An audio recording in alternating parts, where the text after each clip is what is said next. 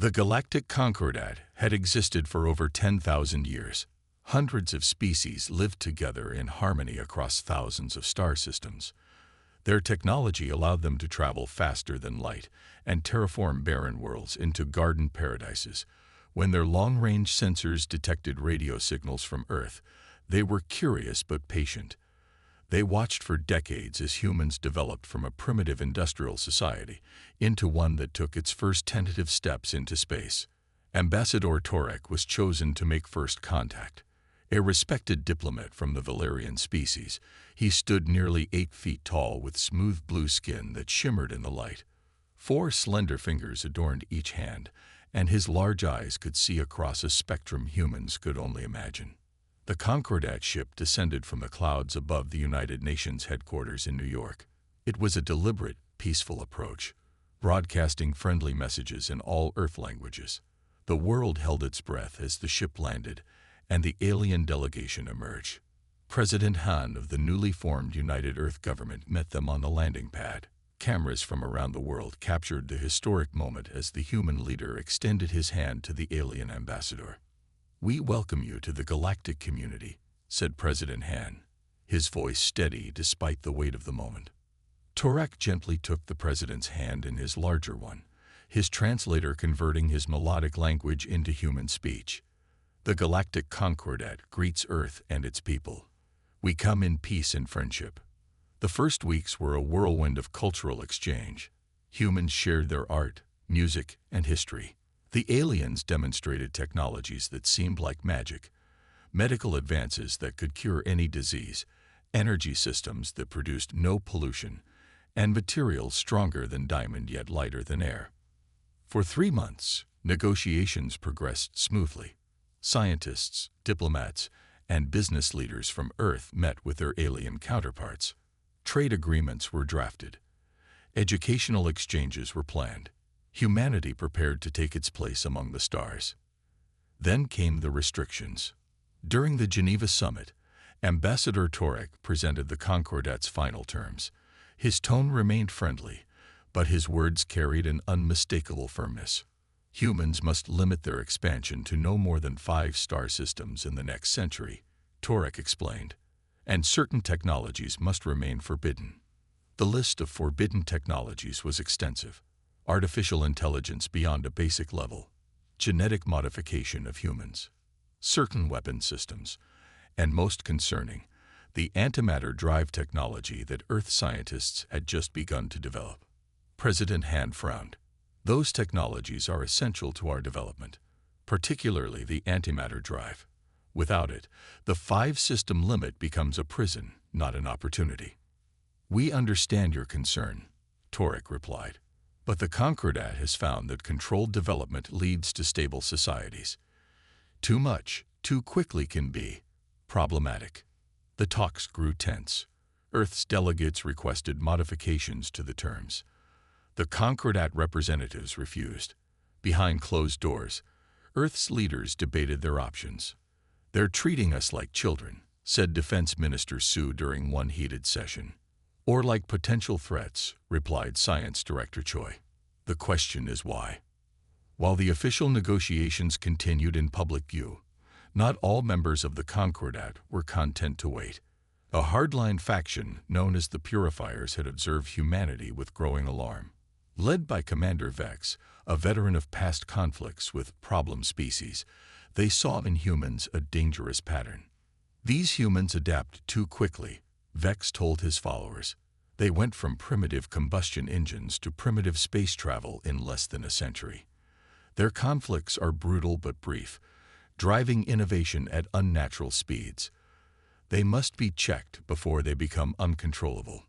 The colony of New Buzan had been humanity's first attempt at settling another world.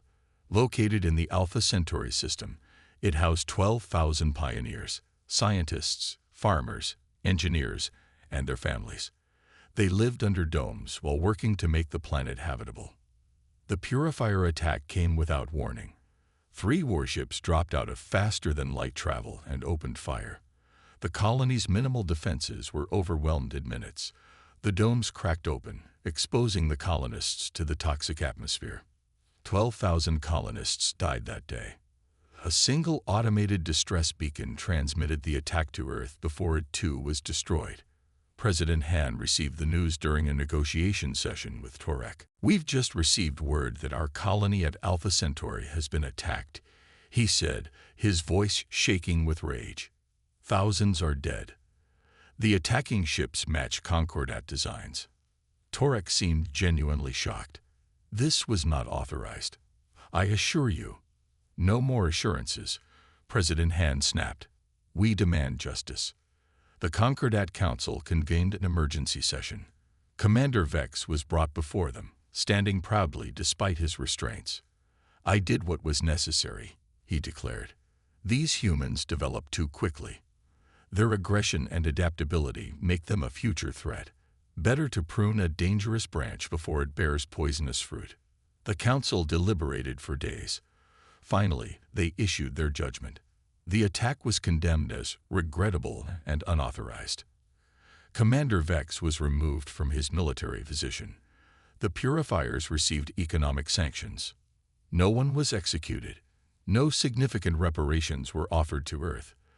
The Council even suggested that perhaps tighter restrictions on human development might prevent such misunderstandings in the future. That evening, Earth's representatives packed their bags. The delegation gathered one last time in the Grand Meeting Hall where weeks of negotiations had taken place. President Han addressed the assembled Concordat members, his words few and measured. "We had hoped for friendship. Instead, we found fear disguised as wisdom. Goodbye." Then Earth went silent. All communication channels with the Concordat were closed. Human ships retreated from their outposts. The diplomats returned home.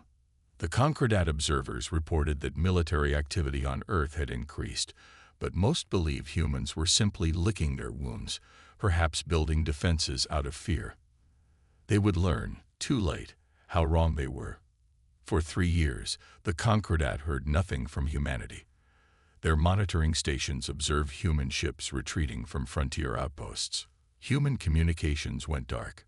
The Concordat leadership gathered in their grand hall on the capital world to discuss the situation.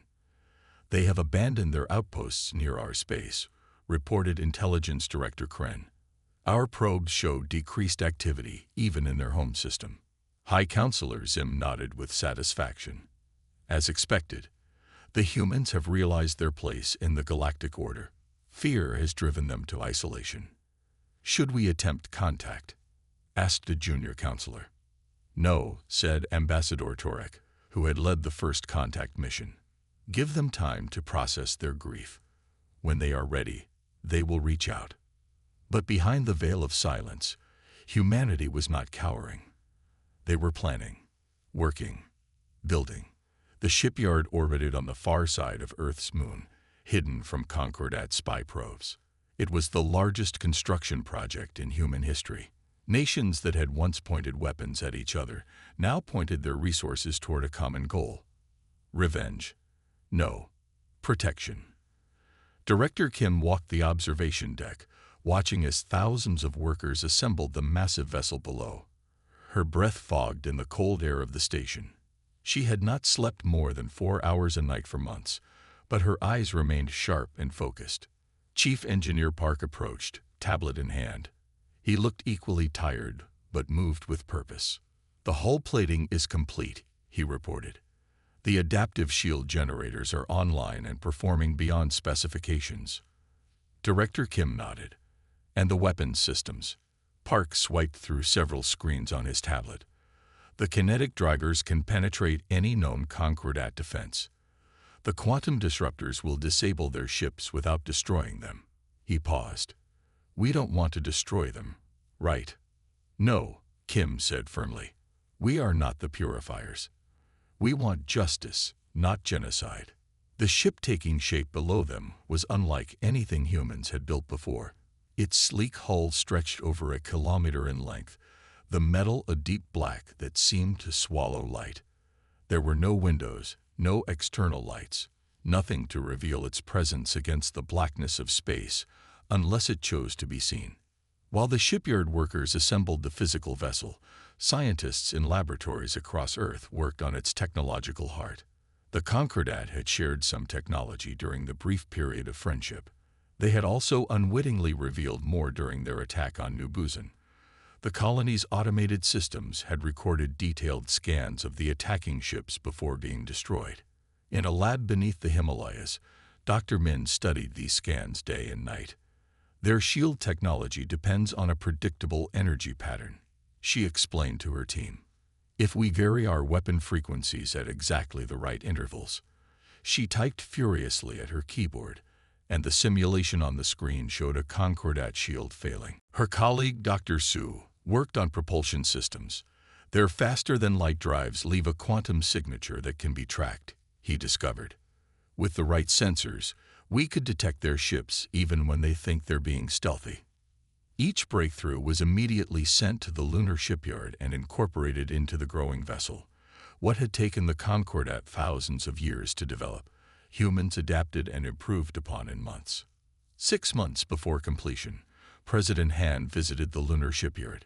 His shuttle docked at the hidden station, and Director Kim led him through the maze of corridors to the main viewing platform.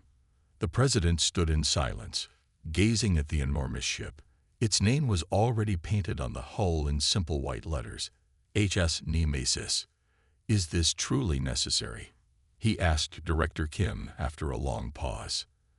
Director Kim didn't immediately answer. She looked out at the ship, her ship in many ways, and considered the question carefully. They killed our people and felt justified in doing so, she replied finally. 12,000 lives snuffed out, and they responded with a slap on the wrist for the killers. If we want peace, we must show strength they cannot ignore. President Han nodded slowly. I hope you're right. I've authorized this project because I believe in being prepared, but I fear what we might become if we let vengeance guide us. Not vengeance, Kim corrected. Justice. There's a difference. The president placed a hand on her shoulder. Make sure you remember that difference when the time comes. The final months of construction passed quickly.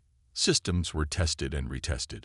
Crew members, the best pilots, engineers, and soldiers from around the world, trained in simulators.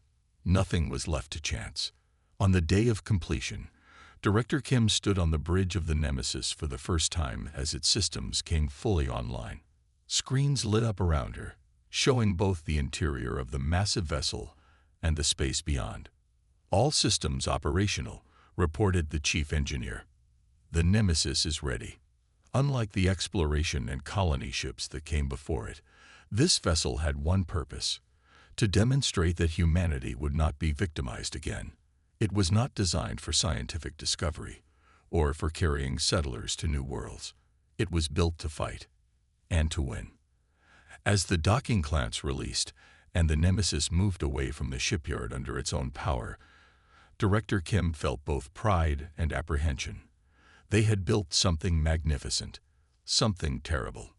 Set course for the Concordat homeworld, she ordered. Stealth systems at maximum. The massive ship accelerated, its revolutionary engines pushing it to speeds no human vessel had achieved before.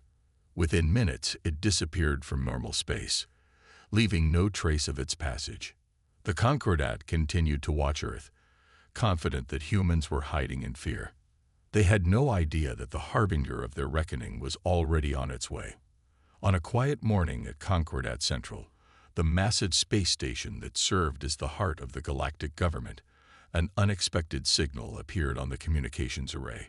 It was a simple request for docking permission, transmitted on standard frequencies.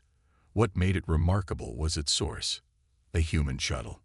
The communications officer, a tentacled Xerelian named Mul, blinked all 4 of his eyes in surprise. High Counselor, we are receiving a transmission from a human vessel. High Counselor Zim was in the middle of his morning meal when the news reached him. He set down his eating utensils and frowned. Humans, after 3 years of silence. The Council had not expected to hear from humanity again so soon. Their experts had predicted at least a decade of isolation before the humans would cautiously reach out. This sudden appearance was puzzling. Grant them permission to dock, Zim ordered after a moment's consideration. and summon the full council. Let us see what brings the humans back to us. The human shuttle was small and plain, with no weapons or special features visible on its hull. It docked at the designated bay without incident. The station's security team stood ready, though they had been instructed to appear welcoming rather than threatening. A single human emerged from the shuttle. Ambassador Lee walked with quiet confidence through the corridors of Concordat Central. She was of average height for a human, with straight black hair cut short around her face. Her simple black uniform bore no insignia or decorations. She carried no visible weapons or devices. The council chamber was a vast circular room with seats arranged in rising tiers. Representatives from hundreds of species filled these seats, their varied forms creating a living tapestry of galactic diversity. At the center stood a speaking platform, currently occupied by High Counselor Zim. Ambassador Lee entered alone. No aides, no guards, no translators. She walked to the center of the chamber and stood before the High Counselor. "Humans," said High Counselor Zim with forced warmth. His tall, slender form towered over the human ambassador. "We have missed your presence in galactic affairs." Ambassador Lee didn't bother with pleasantries. Her voice was clear and carried throughout the chamber without technological assistance. "I bring a message from Earth. Surrender those responsible for the New Busan massacre for trial under human justice." The chamber erupted in protests. Counselors rose from their seats, voices raised in a cacophony of different languages that the translation system struggled to keep up with. "Impossible. The matter is closed. The Concordat does not surrender its citizens to non-member justice systems." Ambassador Lee stood perfectly still, her expression unchanged as the chaos swirled around her. She waited for the High Counselor to restore order, which took several minutes. When silence finally returned, she spoke again. "This is not a negotiation. It is courtesy. Those responsible will face justice, either through your cooperation or our intervention." The words fell like stones in still water. The implications were clear, yet many counselors seemed unable to process what they were hearing. A murmur of disbelief rippled through the assembly. High Counselor Zim rose to his full height, nearly 12 feet tall. His skin flushed a deep purple, a sign of anger in his species. "Are you threatening the Concordat? Your species is in no position to make demands. You have no fleet, no alliance with other races, no leverage whatsoever. What possible intervention could you manage against the combined might of 1,000 worlds?" Ambassador Lee merely smiled. It was a small expression, but somehow more unsettling than any show of anger would have been. "Look to the stars," she said softly. "We are already here." With those cryptic words, she turned and walked toward the exit. No one moved to stop her. The council remained frozen in a mixture of confusion and indignation.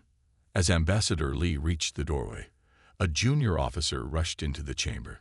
His scales were flared in alarm as he approached the High Counselor and whispered urgently in his ear. Zim's face changed from anger to disbelief. "Impossible," he muttered.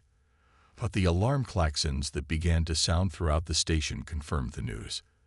The Concordat's deep space sensors had detected a massive object decelerating at the edge of the system, an object that had not been there moments before and was now impossible to miss. On the main view screen of the council chamber, the image appeared. A ship of unmistakably human design, larger than any vessel the humans had previously been known to possess. Its black hull seemed to drink in the light of the system's sun, making its true dimensions difficult to gauge. "What is that?" demanded a counselor. "According to our sensors," replied the officer, his voice shaking slightly, "it is a human warship. It just appeared. Our outposts detected no approach through normal space or hyperspace corridors." Ambassador Lee paused at the doorway, looking back over her shoulder at the chaos her announcement had created. "That is the HSS Nemesis," she said calmly. "The first of its kind, but not the last." Another officer rushed in, even more agitated than the first. "High Counselor, the human vessel is broadcasting on all frequencies." The view screen changed to show the bridge of the human ship. A human woman sat in the command chair, her posture relaxed but authoritative. Director Kim looked out at the Concordat Council with steady eyes. "This is Director Kim of the HSS Nemesis," she said without preamble. "We are here in pursuit of justice for the 12,000 human lives ended at New Busan. We have no quarrel with the Concordat as a whole. Surrender those responsible, and we will depart peacefully." High Counselor Zim found his voice. "This is outrageous. One ship, no matter how advanced, cannot hope to stand against the Concordat Defense Fleet. Return to your homeworld immediately, or face the consequences of this provocation." Director Kim's expression did not change. "We expected this response. You have 6 hours to reconsider before we take action." Nemesis out. The screen returned to the image of the massive black ship hanging in space. Its presence was a silent challenge to everything the Concordat thought they knew about humanity. Ambassador Lee turned to leave once more. "I will return to my shuttle and await your decision," she said. "I suggest you make the right one." As she walked through the corridors of Concordat Central, the alarm klaxons continued to sound. Security personnel rushed past her, but none attempted to detain her. The diplomatic immunity that had allowed her entry still protected her, though several officials clearly wished otherwise. Back in the council chamber, panic was setting in. How had the humans built such a ship in secret? How had it approached without detection? What other surprises might they have prepared? The Nemesis waited at the edge of the system, a silent reminder that humanity would no longer be underestimated. The Concordat Defense Fleet scrambled to form a blockade.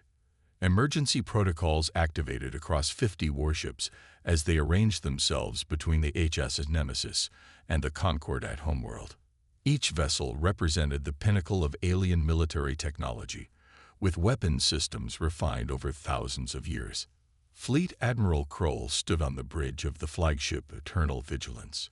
His leathery gray skin creased as he smiled, displaying rows of small pointed teeth.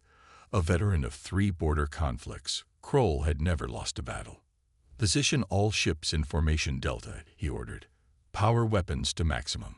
Let's show these humans the difference between a real warship and whatever they've cobbled together." His officers obeyed without question. The fleet spread out in a 3-dimensional net, a formation specifically designed to trap and destroy larger vessels by attacking from multiple angles simultaneously. "One human ship against 50 of ours," Admiral Kroll said to his second-in-command. "This will be brief." Aboard the HS Nemesis, Captain Song sat in the command chair. Unlike the anxious activity on the alien vessels, the bridge of the human warship remained calm. Officers monitored their stations with quiet efficiency. No one raised their voice. No one showed fear. Captain Song had been selected to command the Nemesis because of her unshakable composure. She watched the tactical display as the alien ships positioned themselves. "They've arranged themselves in standard Concordat defensive formation," noted Tactical Officer Ba. "Just as our intelligence predicted." Captain Song nodded. "They're creatures of habit. 3,000 years using the same tactics because they've always worked before." She paused. "Communications. Broadcast on all frequencies." The communications officer activated the ship-wide channel. Captain Song's voice remained level as she delivered her message.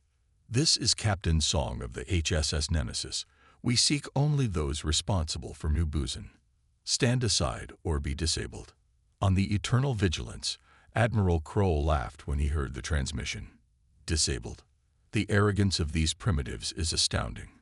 He turned to his weapons officer. "Target their propulsion systems first. I want that ship intact enough to study afterward." "Yes, Admiral." "All ships report ready to fire." Admiral Kroll raised his hand, then brought it down in a sharp gesture. "Fire." 50 ships fired in perfect synchronization. Energy beams in colors ranging from blood red to electric blue lanced through space toward the Nemesis. By all known laws of physics and warfare, the human ship should have been crippled instantly. Instead, the energy beams struck the Nemesis and simply vanished. No explosion, no deflection. The black hull seemed to absorb the attacks like water soaking into sand. On the bridge of the Nemesis, the lights dimmed momentarily as the shields processed the enormous energy input. "Shield status?" asked Captain Song. "Shields at 97% and recharging," reported the engineering officer. "The absorption systems are converting their weapon energy to boost our own power reserves." Captain Song nodded. "As expected.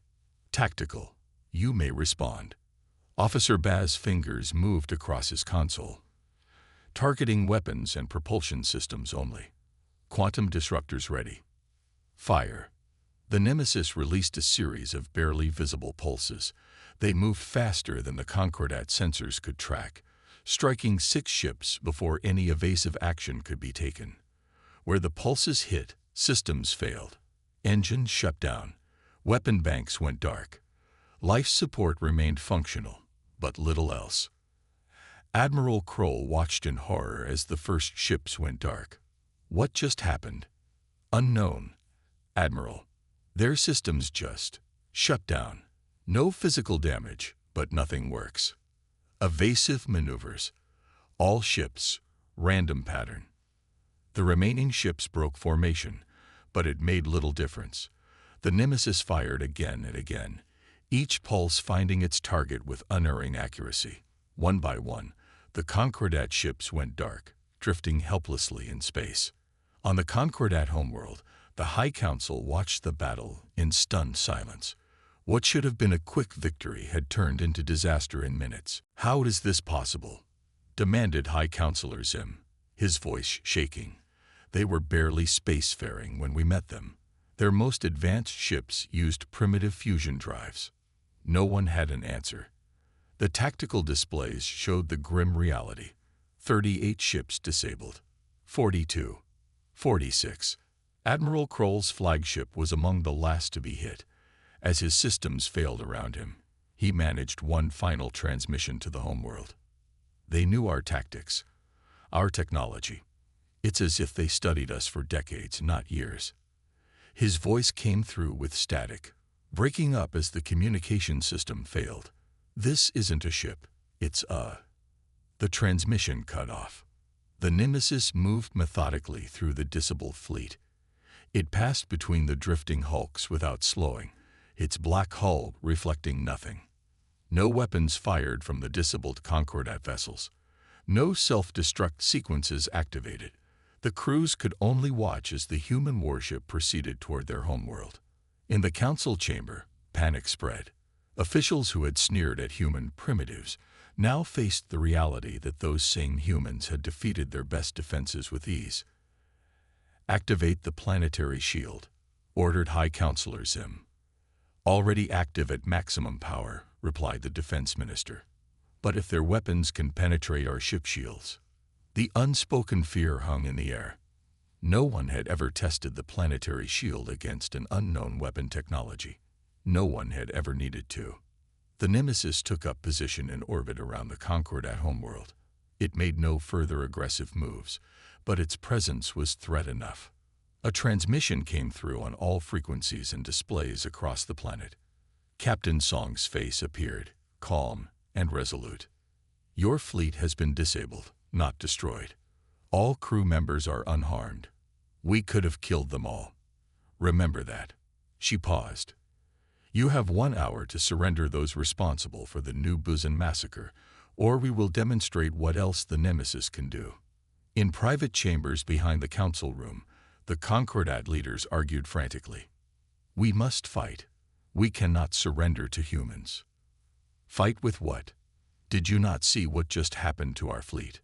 Perhaps we can negotiate." "They don't want negotiations. They want justice."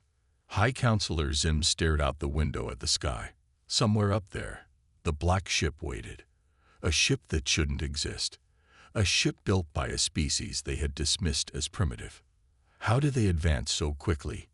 he whispered. The answer came from a junior counselor. "Fear and determination.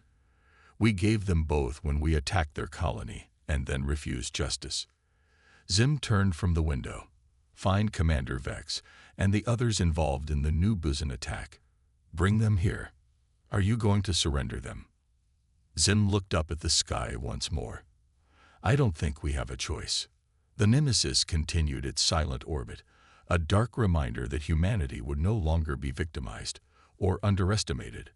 Again, the HSS Nemesis entered orbit around the Concordat homeworld. Its massive black hull blocked the sunlight as it passed overhead, casting a shadow across the council spire. The citizens below stopped and stared up at the sky. Some ran in fear. Others stood frozen, watching the human warship that had defeated their entire defense fleet. Inside the council chamber, the mood was dark and tense. The Concordat leaders had never faced such a situation. Their military might had always protected them. Their technological superiority had always been assured. Now, both lay in ruins. Captain Song sat in her command chair on the bridge of the Nemesis. She straightened her uniform and nodded to her communications officer. Open a direct channel to the council chamber. The main screen on the bridge changed to show the Concordat Council. High Counselor Zim sat at the center, surrounded by representatives from dozens of alien species. Their faces showed a mix of fear, anger, and disbelief. This is Captain Song of the HSS Nemesis, she began. Her voice was calm but firm. We have compiled evidence identifying those who ordered and executed the attack on New Buzan. She pressed a button on her chair. We will transmit this evidence now. In the council chamber, screens lit up around the room.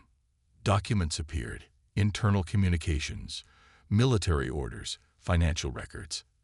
Video footage played showing Commander Vex and his officers planning the attack. Audio recordings captured their voices discussing the need to make an example of the human colony. The council watched in silence. The evidence was complete and undeniable. There was no room for excuses or denials. You have 1 hour to surrender the following individuals, Captain Song continued. She listed 12 names, starting with Commander Vex, and including senior military officers and 2 council members who had secretly supported the attack. If you comply, the HSS Nemesis will depart immediately. If you refuse, we will take them ourselves. The screen went dark. For several seconds, no one in the council chamber spoke. High Counselor Zim finally broke the silence. He leaned toward his closest advisors and whispered, "Can we defeat this vessel?" The military advisor shook his head. "Not with any technology we possess. Their shields absorbed our strongest weapons. Their sensors detected our stealth ships. They knew exactly how to disable our systems without destroying them." "And if we refuse their demands?" asked Zim. "Then we must assume they have other weapons we haven't seen yet," the advisor replied grimly. "They showed restraint today. They could have destroyed our fleet, but they chose not to kill. If pushed further." He left the thought unfinished. The council erupted into heated debate. Some argued for continued resistance. Others insisted on immediate surrender. "We cannot give in to human demands," shouted one counselor. "It would show weakness." "Our fleet is disabled, and our defenses are useless," countered another. "That weakness is already exposed." "Perhaps we could negotiate," suggested a third. "Offer them something else instead of our people." High Counselor Zim listened to the arguments but said nothing. He watched the timer counting down on the main display. 50 minutes remained, then 40, then 30. A security alert flashed across his personal screen. Commander Vex, the main target of the human justice demand, had attempted to flee the planet. His ship had been disabled the moment it left the atmosphere by the Nemesis without any visible weapon being fired. Zim stood, silencing the ongoing debate. Enough. The humans have shown they can take what they want. They disabled an entire fleet without a single casualty. They tracked Vex's escape attempt with ease. If we refuse, they will simply come and take their targets anyway, and we will appear even weaker. "So we surrender our own people?" asked an outraged counselor. "No," Zim replied. "We deliver criminals to face justice for an unprovoked attack that killed thousands. There is a difference." After 53 minutes of debate, the council voted. By a narrow margin, they decided to comply with the human demands. The 12 responsible for the New Buzan massacre were located and detained. Some came quietly. Others had to be dragged from hiding places. All were escorted to shuttles and transported to the Nemesis. Captain Song met the prisoners in the hangar bay. She looked each one in the eye, but said nothing as they were led to secure quarters. They would receive a fair trial back on Earth, with full legal representation and all evidence presented openly. Before departing, Captain Song addressed the Council one final time. Her image appeared on screens across the Concordat homeworld. "Remember this day," she said. "Humans do not seek conquest or domination. We seek only to live in peace and determine our own destiny. Threaten that again, and our response will be less merciful." The HSS Nemesis broke orbit smoothly. Its black hull seemed to vanish against the stars as it accelerated away from the Concordat homeworld. Within moments, it had disappeared completely from their sensors. 6 months later, Ambassador Lee returned to Concordat Central. This time, she brought a delegation of human diplomats, scientists, and cultural experts. They proposed a new treaty between humanity and the Concordat. The terms were simple: mutual respect and clear boundaries. The restrictions on human expansion were removed. Trade would be encouraged but not required. Cultural exchange would be voluntary. "We still wish to be friends," Ambassador Lee told the Council. "But it must be friendship between equals, not between master and servant." The treaty was signed in the same chamber where Lee had delivered her ultimatum half a year earlier. The mood was different now, cautious but hopeful. In the deep archives of the Concordat, the official records were updated. Under humans, a new entry was written. It replaced the previous description of humans as primitive but promising with something more accurate. "Approach with respect. Underestimate at your peril." As for the HSS Nemesis, it remained in service, patrolling the borders of human space. Its black hull and advanced technology became a symbol, not of aggression, but of humanity's determination to protect its own. Other ships would follow, each incorporating new advances, but the Nemesis would always be first, the ship that changed the galaxy's perception of humanity forever. And on a quiet day each year, the Nemesis would visit the rebuilt colony of New Buzan, where a memorial stood to those who had died. Captain Song would stand in silence, remembering why the ship had been built, and hoping its purpose would never be needed again. The end.